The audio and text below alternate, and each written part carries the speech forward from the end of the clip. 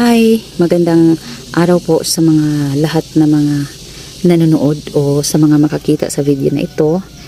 Please paki-like and share na lang sa video na ito para marami naman tayong mga tao na matutulungan, no, makapagbigay ng konting kaalaman sa kanila.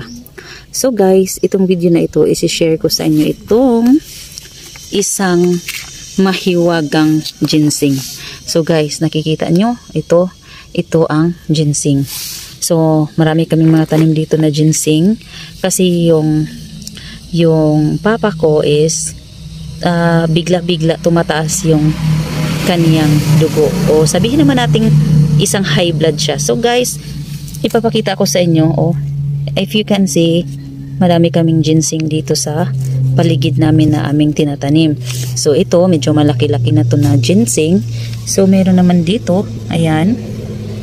So guys, sa mga hindi nakakilala sa ginseng, so ito yung puno ng ginseng. So ayan, may kulay siya na pula na bulaklak. So ayan, ito ang ginseng. Alam nyo guys, gamit na gamit talaga itong ginseng. So ang ginagawa namin kasi, kukuha lang kami ng yung ugat nito ng ginseng at saka nilalagyan namin ng mga red wines like Maria Clara, Novelino. So yun ang nilalagay namin sa ginseng na ito, no.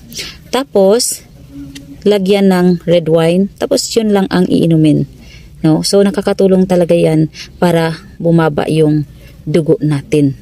Ayan.